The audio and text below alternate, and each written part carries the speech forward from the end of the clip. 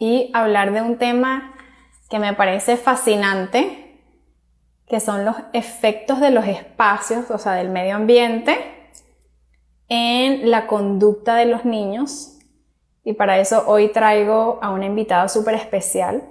Hola, Buenas Fabi. noches. Bien, todo bien. ¿Y tú? ¿Cómo estás? Gracias por invitarme. Bien, chévere. Bueno, por aquí. Bueno, yo por aquí te voy a dar la bienvenida formal. Para los que no la conocen, ella es Raquel Tuati, diseñadora de interiores. Ya, ahorita te voy a dar la palabra, pero quiero contarles que, como les estaba mencionando antes, un poquito la historia de cómo llegué a ti. Y es que nos conocimos a través de una consulta. Ella me llamó para poder ver a su chiquito. Y bueno, cuando fui a su casa, nada, le hice ciertas recomendaciones. Después le hice un par de sesiones al gordo y quedamos siendo amigas, porque eso me pasa mucho, que de tanto roce pues es inevitable. Y Raque, pues siento yo que tenemos mucho en común en toda esta área del trabajo con los niños, porque como bien dice el título, los efectos de los espacios, o sea, del medio ambiente, cómo influye en la conducta de los niños.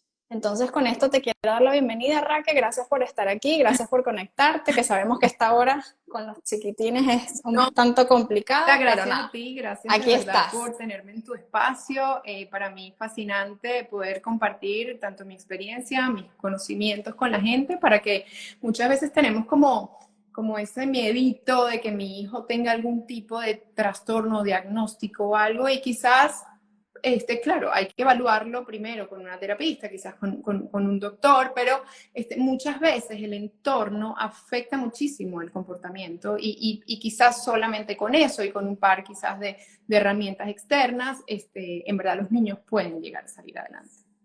Super. Cuando conversábamos antes de este live, hace unos días atrás, tú me comentabas que tenías que empezar por ti, que esos cambios venían como no tanto de afuera, sino que también tiene que tener la mamá un poquito de cambio interno. Y con todo esto quiero mencionar que tú haces o trabajas con el neurointeriorismo, que si nos puedes explicar un poquito qué es eso, qué haces tú con esto del diseño interiores, los niños, qué tiene que ver Claro. los colores. Háblanos Bueno, un yo soy poquito de diseñadora esto. de interiores, estudié diseño de interiores, tengo muchos años trabajando en televisión con shows para niños, curiosamente, donde obviamente es muy colorido el tema, pero he tenido siempre contacto con un tema de niños, infantil, ¿no? Tu Cuando nació hijo, mi para los hijo, que no saben, Liam. que ocurrió todo esto, comencé a entender, y bueno, un poco también de la crianza respetuosa, ¿no? De aplicarlo en casa, pero comencé a ver de que más o menos a los 14 meses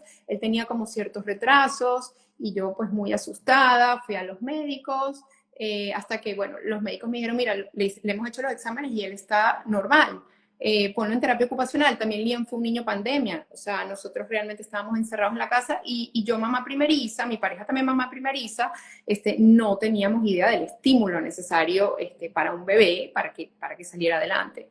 Entonces, bueno, gracias a Fabi, a otras terapistas, nos dimos cuenta que en verdad el entorno estaba afectando. Entonces, ¿qué hice yo? Comenzar a investigar, ¿no? Y yo diciendo, bueno, yo diseñadora de interiores, ¿cómo es posible que casa herrero cuchillo de palo no podía, no sabía cómo manejar la situación? Entonces me puse a averiguar, conectar con las emociones, entender que Fabi también siempre decía, conecta con tu hijo, conecta con tu hijo. Entonces tú dices, bueno, ¿qué es conectar con el niño? ¿No? ¿Qué es atenderle sus emociones, respetárselas? Entonces, yo muy involucrada con el tema de las emociones y el diseño interior, yo decía, necesito encontrar algo donde yo pueda fusionar. Comencé a investigar y encontré una metodología que se llama el neurointeriorismo. El neurointeriorismo básicamente se basa en ir un poco más allá de lo que es decoración y diseño y es entender el efecto que tiene el espacio en las emociones. En este caso, en el mío, en las emociones de los niños. Mientras nosotros cuando estamos en un espacio agradable, fabricamos más oxitocina y serotonina y nos sentimos obviamente muchísimo más a gusto. Si esto lo aplicamos en el diseño interior infantil, obviamente vamos a tener ambientes en casa con más contención emocional. Niños que en verdad van a estar más tranquilos, más calmados, el ambiente en la casa va a fluir mejor, van a ser más tranquilos, van a prestar más atención, van a ser niños que sepan jugar, porque realmente hay una diferencia muy grande entre que el niño pretenda jugar y que el niño aprenda jugando, porque esa es la función del niño. Entonces, creo que es muy importante la salud física y emocional del niño al final si el espacio se presta para esa evolución, para ese correcto o adecuado desarrollo para el niño. Y ahí creé pues esa metodología del neurointeriorismo, de aplicar el diseño interior basado en las emociones para crear espacios infantiles y que los niños puedan salir adelante. Lo que yo te estaba comentando en el momento que hicimos la reunión del live era que a mí me llama mucho la atención porque los padres tenemos la casa de cierta forma organizada. Entonces, bueno, me parece bello este cuadro, me parece bello este color, o me identifico con este color de mi infancia, pero los niños tienen el cerebro demasiado inmaduro. Y ellos tienen una estructura mental totalmente distinta a la de nosotros. Ellos necesitan como organización básica. Bueno, obviamente esto lo aprendí mucho leyendo, estudiando y de ti. Ellos tienen una estructura que no es la igual a la de nosotros. Entonces, para lo que nosotros es organizado, no necesariamente es organizado para ellos. Cuando uno tiene un hijo, que todas las mamás lo saben, uno tiene un desastre en la casa. Y te dicen, no, no te preocupes por el desastre, déjalo para después, no importa los platos, no importa la ropa, que en parte es cierto, pero no. O sea, es importante mantener visualmente la casa. Hay como un ruido visual. O sea, el ruido no es solamente auditivo, hay un ruido visual que el niño lo desorganiza. Si tú estás desorganizado, tu espacio está desorganizado, el niño está desorganizado. Recibe demasiado estímulo, demasiada información y no sabe procesarlo. Entonces su forma de actuar, de comportarse es sobre excitación, no sabe cómo tener tantas emociones juntas, no sabe cómo manejarlas. Y obviamente el comportamiento es algo que nosotros no entendemos. Bueno, pero ¿por qué no presta atención? Bueno, pero ¿por qué no descansa bien? Bueno, pero ¿por qué no tiene mucho contacto visual? El niño tiene demasiada información, está tratando de ver qué hace con todo eso en su propio espacio, donde él pasa la mayor cantidad de tiempo. Y es muy importante por eso el tema del espacio en los niños. Y ahorita que mencionas todo esto del neurointeriorismo, de ver en cada niño, en cada casa, qué es lo que se necesita, yo que voy a tantas escuelas, a tantas casas, tengo esa oportunidad de ver tanto los espacios como cómo viven. O sea, porque literal yo entro a los hogares de las personas y a las escuelas. Entonces me llama mucho la atención que, como dices tú, los hogares están decorados en base a usualmente la pareja y no hacia los niños. Comento esto porque el sábado justamente hice una consulta, fue a casa de una mamá, salió una consulta y le dije, mira, el niño necesita literal un columpio y por temas de espacio en tu sala. Y le vamos a colocar el columpio en este espacio. Esta mesa bellísima la vamos a remover, la vamos a poner en otro lado, en una esquina, pero veamos un poco más la necesidad del cuerpo que está teniendo en estos momentos tu hijo y quitarte un poco esa necesidad de que tu casa luzca de revista. A donde yo voy. No, yo soy diseñadora de interiores, pero no es diseñadora de interiores de revista ni cuartos de revista de niños, porque hay mucho de eso y eso no es una realidad. No es la realidad de casi nadie, por decir de la mayoría, ¿no? Mi casa está organizada, es muy linda, uno intenta mantener el orden, pero bueno, yo no tengo mesa de centro, sinceramente, no tengo una alfombra para la mesa de centro, no tengo mesita auxiliar, realmente mi casa es pequeña, tiene 2 habitaciones Y Liam ama su cuarto es bastante neutro, pero él juega donde está el adulto. El niño casi siempre tiende a necesitar esa compañía, así la persona esté cocinando o la mamá esté haciendo cualquier otra cosa, el niño necesita sentirse acompañado, y sobre todo los primeros años de vida. Entonces él tiene su mate en la sala y nosotros tenemos la sala para él.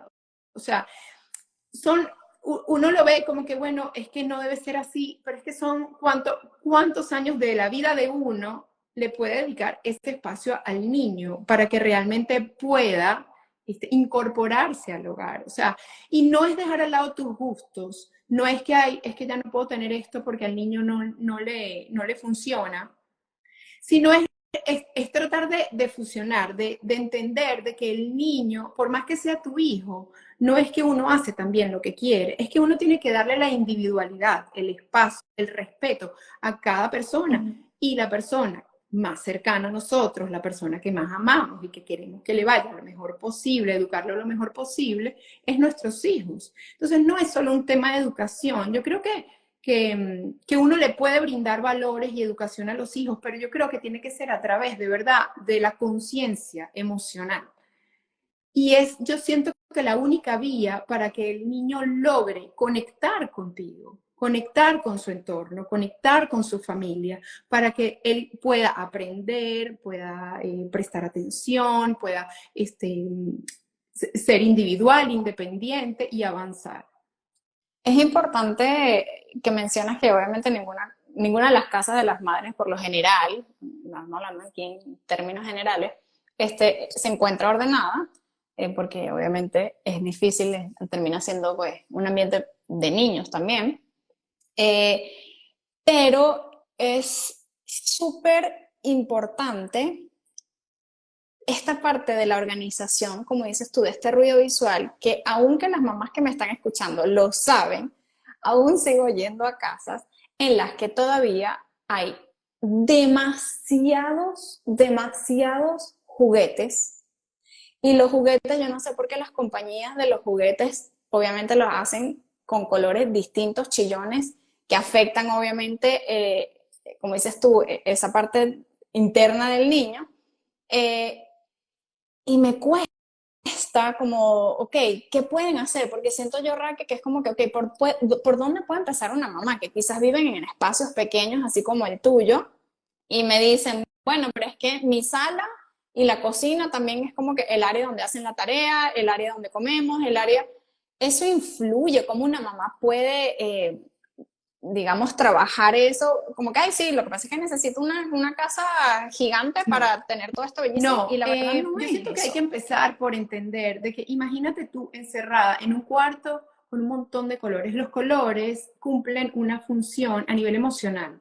Cada color produce una emoción. Por eso las marcas grandes de comida, el marketing, de todo lo que es, no sé, McDonald's, color rojo, Subway o cualquier otro, por no nombrar aquí distintas marcas, pero cada compañía por marketing tiene un color identificado. El color produce una emoción. Por eso es que se elige la emoción que se quiere transmitir a través de la marca. ¿Qué pasa con los niños? Si tú tienes una alfombra colorida de letras, porque es que, ay, no, es que yo quiero que aprenda las letras. O sea, a los 6 meses le pones la alfombra de letras, no, para que se vaya familiarizando. Te digo porque a mí me pasó y seguramente muchísima gente se siente identificada. Entonces, nada, pones la alfombra de letras porque es que él va a aprender con las letras, ya viendo, la va a aprender. Y encima, no, para que se distraiga, déjame traerle el juguete. Ah, pero es que le encantan las luces, el juguete con la luz. Y bueno, como para que tenga varias cositas por ahí, entonces vamos a poner la marquita, la cosita y todo. Imagínate tú, o sea, una alfombra colorida y no es un color pastel, no, es colorido, chillón, más todos los juguetes que tienen muchísimo color. Y ahí voy. Los juguetes los hacen así porque producen estímulos. Y los estímulos son los que hacen que el niño se sobreexcite o se emocione, y eso es lo que pretenden las compañías de juguetes, o sea, que produzcan una emoción en el niño, porque si no es colorido, es como aburrido.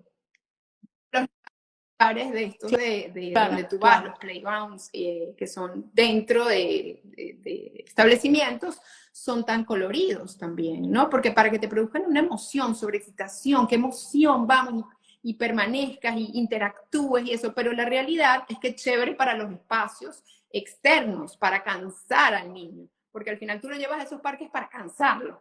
Cuando llegue a la casa no puedes tener eso, porque no se va a dormir, porque no va a estar tranquilo, porque va a estar hiperactivo, se va a estar trepando por las paredes. Y si tienes muchísimos juguetes encima de una alfombra, lo que menos va a hacer es jugar, porque no tiene un juguete, tiene todos. Entonces ni siquiera sabe con qué jugar.